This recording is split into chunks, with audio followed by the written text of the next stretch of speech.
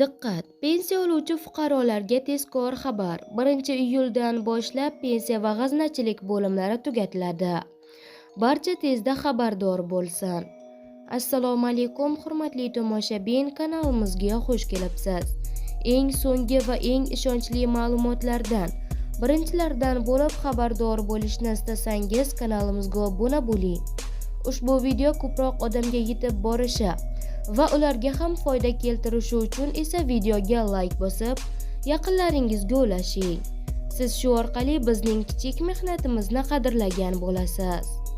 Diqqat qiling, O'zbekistonda pensiya va g'aznachilik xizmatlari raqamlashtirilayotgani bois quyi bo'g'inlardagi tashkilotlar faoliyati bosqichma-bosqich tugatiladi. Prezident farmoniga ko'ra 2027-yil 1-yanvardan boshlab G'aznachilik xizmati qo'mitasi va pensiya jamg'armasining tuman shahar bo'limlari tugatiladi. Ular o'rnida 1-3 nafar xodimdan iborat ixcham xizmat ko'rsatish ofislari tashkil etiladi. Shuningdek, farmonda ta'kidlanishicha, so'nggi 2 yilda mazkur ikki tashkilotlarning shtat birliklari 1940 taga, ya'ni 45% ga qisqartirilgan.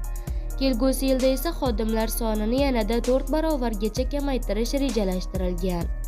Farmonga asosan 2026-yil 1-iyuldan mamlakatda raqamli g'azna tizimi joriy etiladi. U orqali ma'lumotlar sun'iy intellekt yordamida tahlil qilinadi. Qisqa va uzoq muddatli prognozlar ishlab chiqiladi hamda inson omilining ta'siri kamaytiriladi. Shuningdek, chet el valyutasidagi operatsiyalar tizimiga ulangan holda amalga oshiriladi. Davlat xaridlari va moliyaviy operatsiyalardagi xavflar e-risk dasturi yordamida aniqlanib, avtomatik ogohlantirish va xabardor qilish mexanizmlari ishlaydi. Pensiya tizimida esa 2026-yil 1-dekabrdan fuqarolarning ish staji va maoshi to'g'risidagi elektron ma'lumotlar asosida pensiya miqdorini oldindan ko'rish imkonini beruvchi Mening pensiyam onlayn xizmati ishga tushiriladi.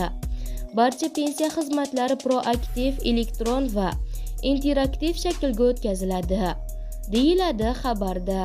Hurmatli tomoshabin, shu va shunga o'xshash yangiliklardan tez-tez xabardor bo'lib turishni istasangiz, videorolik ostidagi like tugmachasini bosib, kanalimizga obuna bo'lib qo'ying.